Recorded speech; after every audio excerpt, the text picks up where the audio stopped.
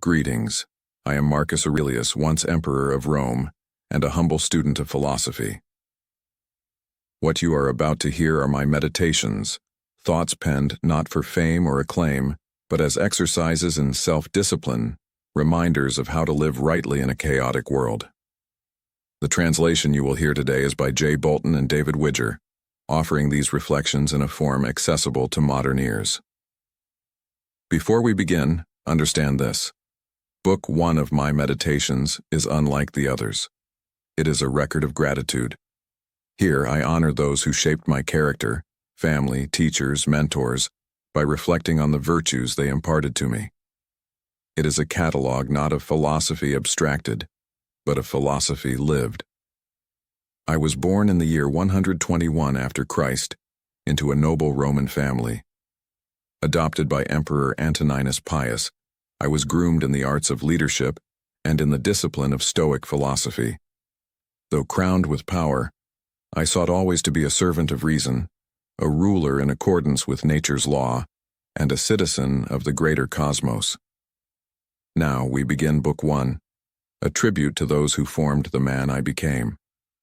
Each passage will be followed by a reflection and explanation, to aid your understanding and to illuminate the timeless principles that guided my life. Let us proceed, with patience, with clarity, and with gratitude. Meditations 1.1. Of my grandfather Varus I have learned to be gentle and meek, and to refrain from all anger and passion. From the fame and memory of him that begot me I have learned both shamefastness and manlike behavior.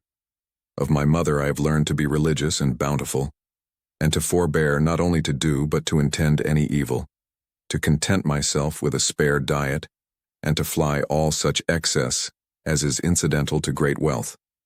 Of my great-grandfather, both to frequent public schools and auditories, and to get me good and able teachers at home, and that I ought not to think much, if upon such occasions I were at excessive charges. Meditations 1.1 isn't just a personal reflection, it's a moral inventory. Marcus Aurelius opens with gratitude for the moral and intellectual legacy he inherited, showing that virtue is learned through example, and that self-control, humility, discipline, generosity, and a commitment to learning are essential to living a good life.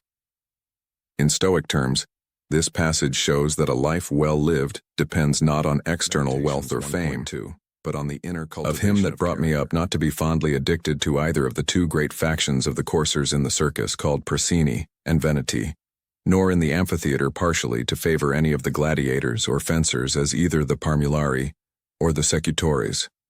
Moreover, to endure labor, nor to need many things, when I have anything to do it myself rather than by others, not to meddle with many businesses, and not easily to admit of any slander. In Meditations 1.2, Marcus Aurelius reflects on lessons from his upbringing that emphasize self-discipline, rationality, and restraint.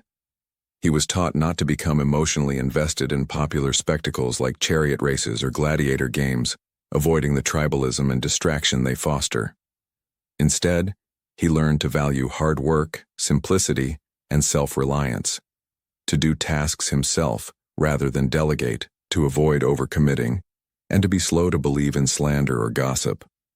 These principles align with Stoic values of focus, virtue, and emotional of Diognetus, not to busy myself about vain things and not easily to believe those things, which are commonly spoken, by such as take upon them to work wonders, and by sorcerers or prestidigitators and impostors, concerning the power of charms and their driving out of demons or evil spirits, and the like. Not to keep quails for the game, nor to be mad after such things, not to be offended with other men's liberty of speech, and to apply myself unto philosophy. Him also I must thank, that ever I heard first Bacchius, then Tandasis and Marcianus, and that I did write dialogues in my youth, and that I took liking to the philosopher's little couch and skins and such other things, which by the Grecian discipline are proper to those who profess philosophy. In Meditations 1.3, Marcus Aurelius credits Diognetus with teaching him to reject superstition, avoid trivial pleasures, tolerate free expression, and embrace the life of the mind and virtue.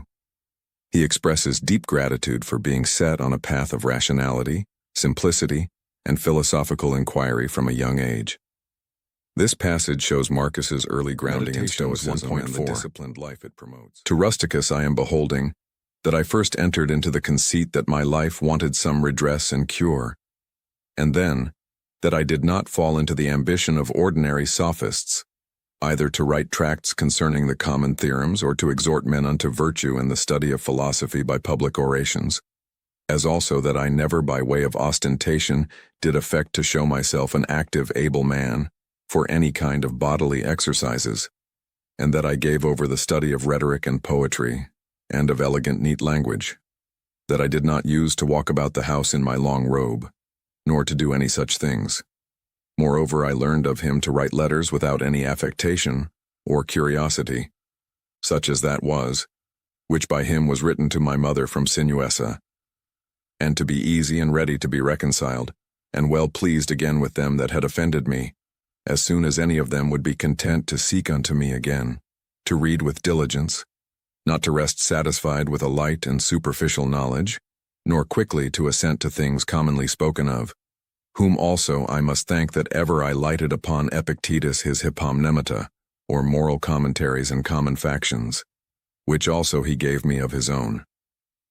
In Meditations 1.4, Marcus Aurelius thanks Rusticus for guiding him away from ego, pretense, and shallow pursuits, and toward a life of philosophical seriousness, humility, forgiveness, and authenticity. Rusticus didn't just teach ideas, he modeled a way of living that emphasized substance over style, virtue over vanity, and depth over display. This passage shows Marcus's deep appreciation for being set on a path of real, disciplined self-improvement. Not performative philosophy, but the kind that transforms. From Apollonius, true liberty and unvariable steadfastness, and not to regard anything at all, though never so little, but right and reason, and always, whether in the sharpest pains, or after the loss of a child, or in long diseases, to be still the same man, who also was a present and visible example unto me, that it was possible for the same man to be both vehement and remiss, a man not subject to be vexed, and offended with the incapacity of his scholars and auditors in his lectures and expositions, and a true pattern of a man who of all his good gifts and faculties, least esteemed in himself, that his excellent skill and ability to teach and persuade others the common theorems and maxims of the Stoic philosophy. Of him also I learned how to receive favors and kindnesses, as commonly they are accounted, from friends, so that I might not become obnoxious unto them, for them, nor more yielding upon occasion than in right I ought, and yet so that I should not pass them neither, as an unsensible and unthankful man. In Meditations 1.5, Marcus Aurelius honors Apollonius as a role model of Stoic virtue in action. He taught Marcus how to live with rational consistency, emotional resilience, humility, and social grace. Apollonius showed that one can be principled and kind, disciplined, yet understanding, and always guided by reason, even in grief or pain. Meditations 1.6. This is Stoic strength with a human of Sextus, mildness and the pattern of a family governed with paternal affection, and a purpose to live according to nature, to be grave without affectation, to observe carefully the several dispositions of my friends, not to be offended with idiots, nor unseasonably to set upon those that are carried with the vulgar opinions, with the theorems, and tenets of philosophers. His conversation being an example how a man might accommodate himself to all men and companies, so that though his company were sweeter and more pleasing than any flatterer's cogging and fawning, yet was it at the same time most respected and reverenced, who also had a proper happiness and faculty, rationally and methodically to find out, and set in order all necessary determinations and instructions for a man's life. A man without ever the least appearance of anger or any other passion, able at the same time most exactly to observe the Stoic apatheia, or unpassionateness, and yet to be most tender-hearted, ever of good credit, and yet almost without any noise or rumor, very learned, and yet making little show. In Meditations 1.6, Marcus Aurelius describes Sextus as the embodiment of Stoic virtue in action, mild, thoughtful, rational, emotionally steady, and socially graceful. Sextus didn't preach Stoicism. He lived it. He was dignified without ego, compassionate without sentimentality, wise without arrogance, and deeply human without being ruled by emotions. Marcus clearly saw in Sextus not just a teacher, but a blueprint for how to live with both moral strength and from Alexander the Grammarian, to be unreprovable myself and not reproachfully to reprehend any man for a barbarism or a solecism or any false pronunciation, but dexterously by way of answer or testimony or confirmation of the same matter, taking no notice of the word, to utter it as it should have been spoken, or by some other such close and indirect admonition, handsomely and civilly to tell him of it. In Meditations 1.7, Marcus Aurelius reflects on the value of tactful correction and personal integrity. He learned from Alexander the Grammarian that it's better to model excellence than to criticize, and to guide others gently without making them feel small. It's a lesson in humility, leadership, and respect, particularly in areas where ego and pedantry often take over. This reflects the Stoic ideal of being kind, measured, and rational, of Fronto, to how much envy and fraud and hypocrisy the state of a tyrannous king is subject unto, and how they who are commonly called epatrida, i.e. nobly born, are in some sort incapable or void of natural affection. In Meditations 1.8, Marcus Aurelius reflects on two sobering truths learned from Fronto. 1. Power without virtue invites deception and isolation. 2. Birthright does not guarantee moral excellence or emotional warmth. This brief but impactful reflection served as a warning against tyranny and elitism, reinforcing the Stoic ideal that true nobility lies in virtue and reason. 1.9 bloodline or authority. Of Alexander the Platonic. Not often nor without great necessity to say or to write to any man in a letter, I am not at leisure, nor in this manner still to put off those duties, which we owe to our friends and acquaintances, to everyone in his kind, under pretense of urgent affairs. In Meditations 1.9, Marcus Aurelius reflects on a lesson in balance, humility, and relational duty. Even for someone with enormous responsibilities, it is important not to hide behind busyness. Saying I'm too busy should be rare and honest, not a convenient excuse to neglect the people and relationships that deserve care.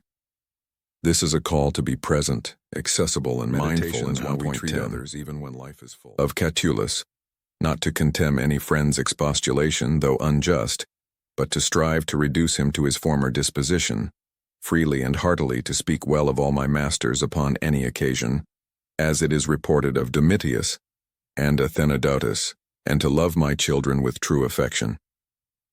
In Meditations 1.10, Marcus Aurelius highlights three essential life lessons from Catullus. 1. Respond to friends' criticisms with patience, even when they're wrong. 2. Always speak well of your teachers and mentors. 3. Love your children deeply and sincerely. These lessons reflect the compassionate side of Stoicism, balancing emotional control with warmth, gratitude, and personal. From my brother Severus, to be kind and loving to all them of my house and family, by whom also I came to the knowledge of Thracia and Helvidius, and Cato, and Dio, and Brutus. He it was also that did put me in the first conceit and desire of an equal commonwealth, administered by justice and equality, and of a kingdom wherein should be regarded nothing more than the good and welfare of the subjects. Of him also, to observe a constant tenor, not interrupted with any other cares and distractions, in the study and esteem of philosophy, to be bountiful and liberal in the largest measure, always to hope the best, and to be confident that my friends love me, in whom I moreover observed open dealing towards those whom he reproved at any time, and that his friends might without all doubt or much observation know what he would, or would not, so open and plain was he. In Meditations first 11, Marcus Aurelius honors Severus for shaping his political ideals, philosophical commitment, and personal ethics. From Severus he learned to be loving to family, to admire moral heroes of the Republic, to seek a just and equal society, to lead with service, not self-interest, to study philosophy with steady devotion, to be generous, hopeful, and honest. Severus represents the Stoic statesman, principled, kind, generous, transparent, and devoted. From Claudius Maximus, in all things to endeavor to have power of myself, and in nothing to be carried about, to be cheerful and courageous in all sudden chances and accidents, as in sicknesses, to love mildness and moderation and gravity, and to do my business whatsoever it be thoroughly and without querulousness.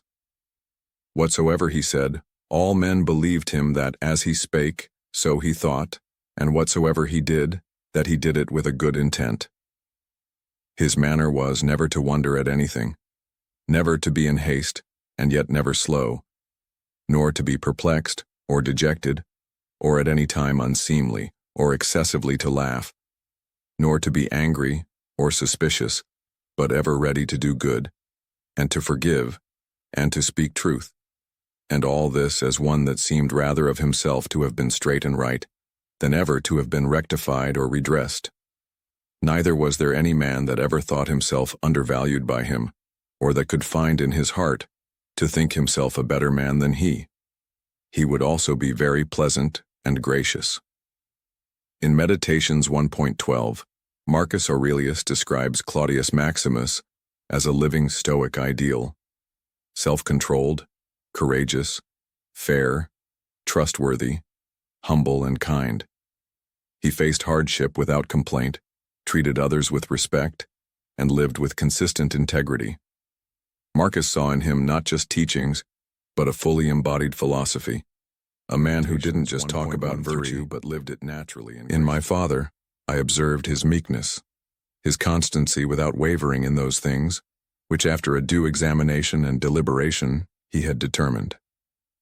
How free from all vanity he carried himself in matter of honor and dignity, as they are esteemed, his laboriousness and assiduity, his readiness to hear any man that had aught to say tending to any common good, how generally and impartially he would give every man his due, his skill and knowledge when rigor or extremity or when remissness or moderation was in season, how he did abstain from all unchaste love of youths, his moderate condescending to other men's occasions as an ordinary man, neither absolutely requiring of his friends that they should wait upon him at his ordinary meals, nor that they should of necessity accompany him in his journeys, and that whensoever any business upon some necessary occasions was to be put off and omitted before it could be ended, he was ever found when he went about it again, the same man that he was before. His accurate examination of things in consultations, and patient hearing of others. He would not hastily give over the search of the matter, as one easy to be satisfied with sudden notions and apprehensions. His care to preserve his friends, how neither at any time he would carry himself towards them with disdainful neglect, and grow weary of them, nor yet at any time be madly fond of them. His contented mind in all things, his cheerful countenance, his care to foresee things afar off, and to take order for the least, without any noise or clamor. Moreover, how all acclamations and flattery were repressed by him, how carefully he observed all things necessary to the government, and kept an account of the common expenses, and how patiently he did abide that he was reprehended by some for this his strict and rigid kind of dealing. How he was neither a superstitious worshipper of the gods, nor an ambitious pleaser of men, or studious of popular applause, but sober in all things, and everywhere observant of that which was fitting, no affecter of novelties, in those things which conduced to his ease and convenience, plenty whereof his fortune did afford him, without pride and bragging, yet with all freedom and liberty, so that as he did freely enjoy them without any anxiety or affectation when they were present, so when absent, he found no want of them. Moreover, that he was never commended by any man, as either a learned, acute man, or an obsequious, officious man, or a fine orator, but as a ripe, mature man, a perfect, sound man, one that could not endure to be flattered, able to govern both himself and others. Moreover, how much he did honor all true philosophers, without upbraiding those that were not so.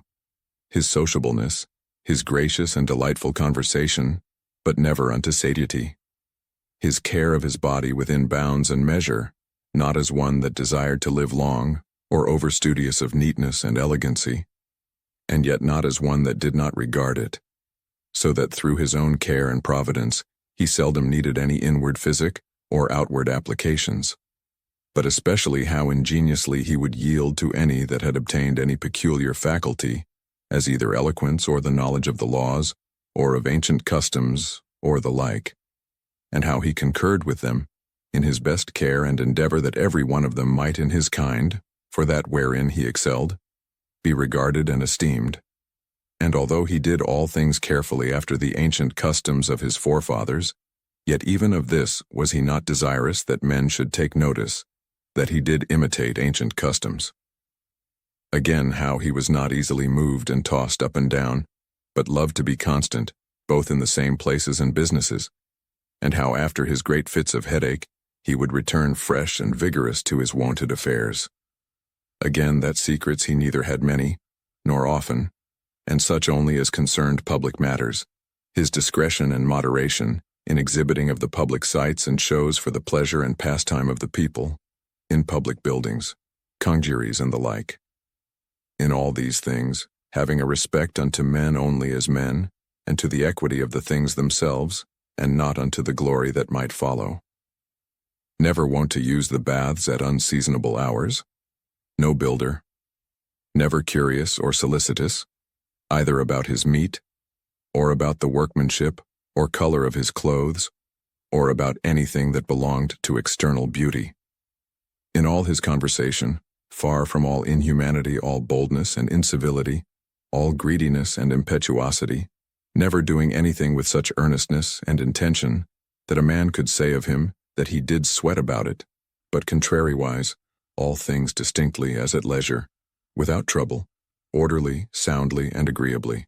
A man might have applied that to him, which is recorded of Socrates, that he knew how to want and to enjoy those things, in the want whereof most men show themselves weak, and in the fruition intemperate, but to hold out firm and constant, and to keep within the compass of true moderation and sobriety in either estate, is proper to a man who hath a perfect and invincible soul, such as he showed himself in the sickness of Maximus.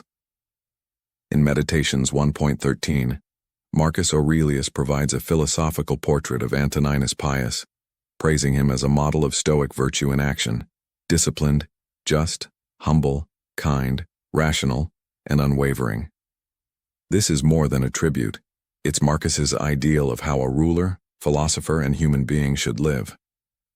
For Marcus, Antoninus was proof that leadership grounded in character, not image or power, is what truly endures.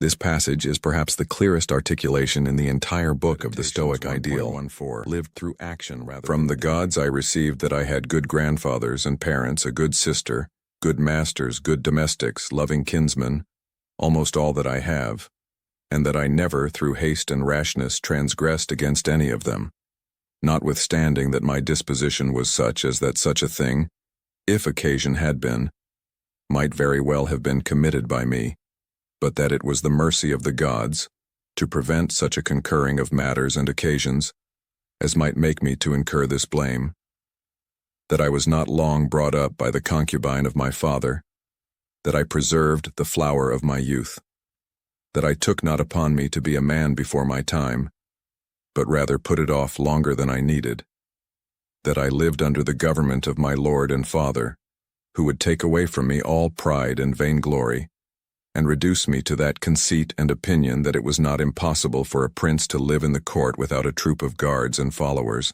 extraordinary apparel, such and such torches and statues, and other like particulars of state and magnificence, but that a man may reduce and contract himself almost to the state of a private man, and yet for all that not to become the more base and remiss in those public matters and affairs, wherein power and authority is requisite, that I have had such a brother, who by his own example might stir me up to think of myself, and by his respect and love delight and please me, that I have got ingenuous children, and that they were not born distorted, nor with any other natural deformity, that I was no great proficient in the study of rhetoric and poetry and of other faculties, which perchance I might have dwelt upon, if I had found myself to go on in them with success, that I did by times prefer those by whom I was brought up to such places and dignities, which they seemed unto me most to desire, and that I did not put them off with hope and expectation,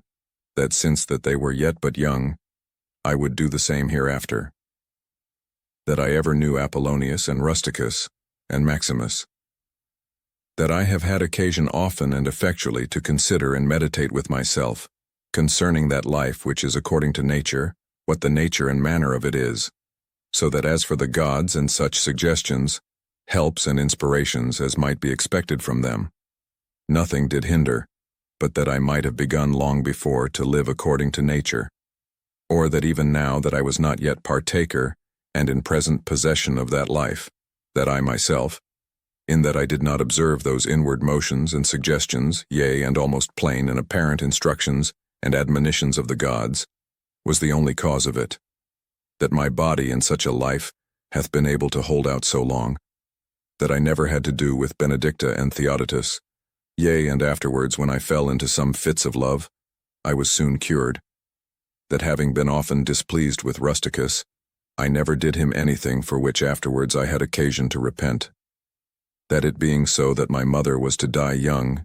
yet she lived with me all her latter years, that as often as I had a purpose to help and succor any that either were poor or fallen into some present necessity, I never was answered by my officers that there was not ready money enough to do it, and that I myself never had occasion to require the like succor from any other, that I have such a wife, so obedient, so loving, so ingenuous, that I had choice of fit and able men, to whom I might commit the bringing up of my children, that by dreams I have received help, as for other things, so in particular, how I might stay my casting of blood, and cure my dizziness, as that also that happened to thee in Caieta, as unto Chryses when he prayed by the seashore.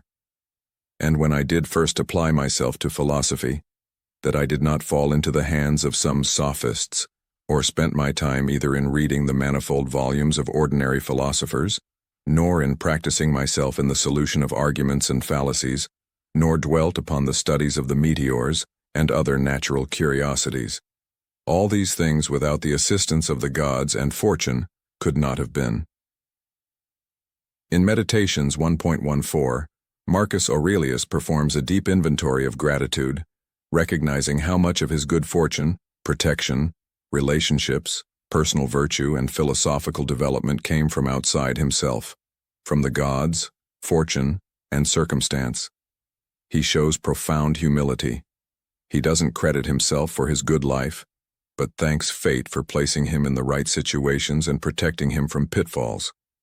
This is Stoic gratitude at its height, not for material wealth, but for moral opportunity, good examples, and internal growth.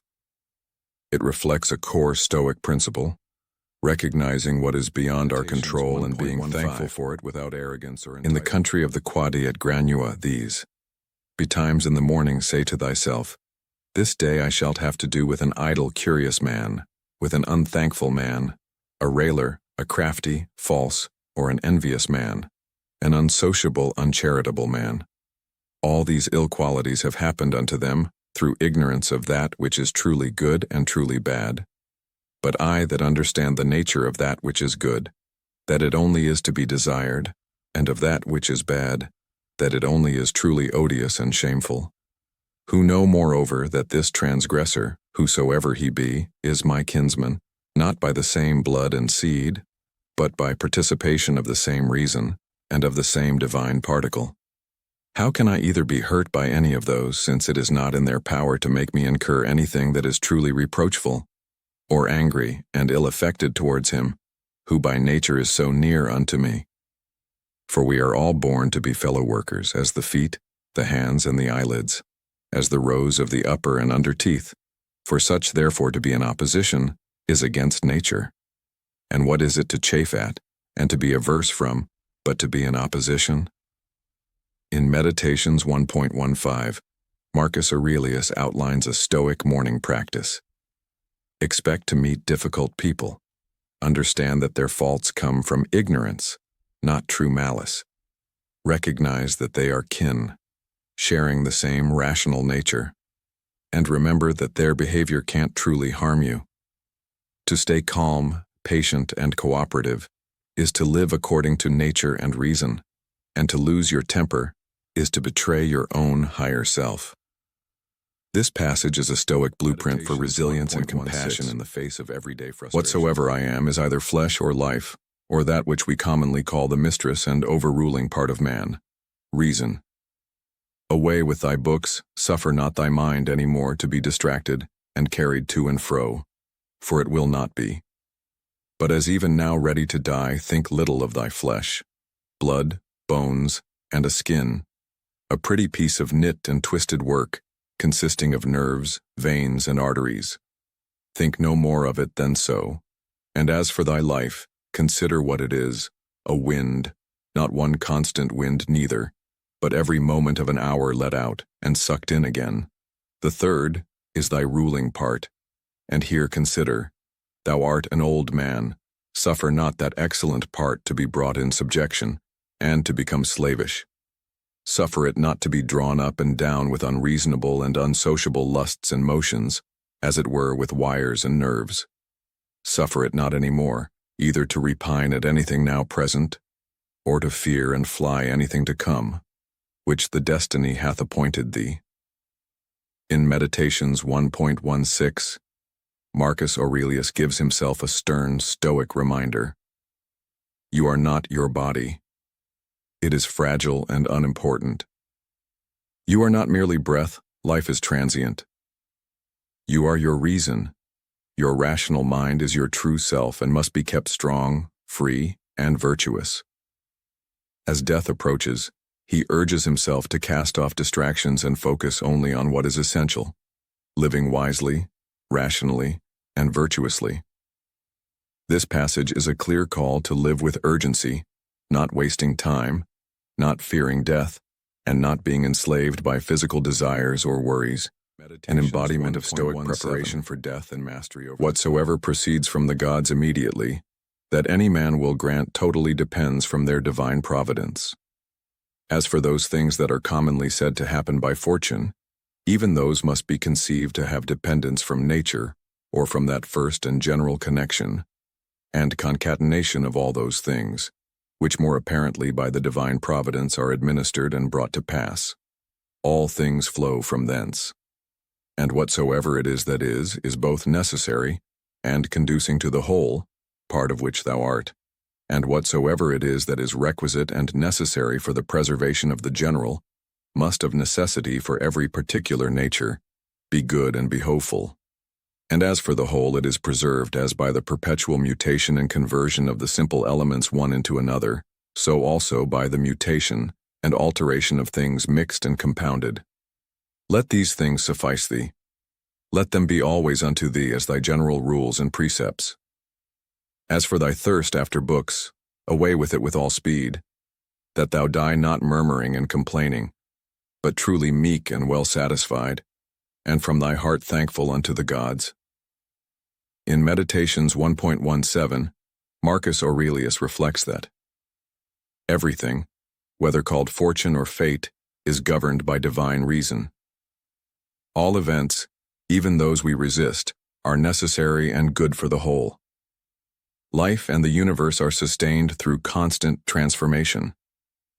Instead of distracting himself with more books, he must live wisely and accept death gratefully. This is classic Stoic thought, acceptance of fate, amor fati, trust in the order of the cosmos, and the call to act according to reason, especially as life's end approaches.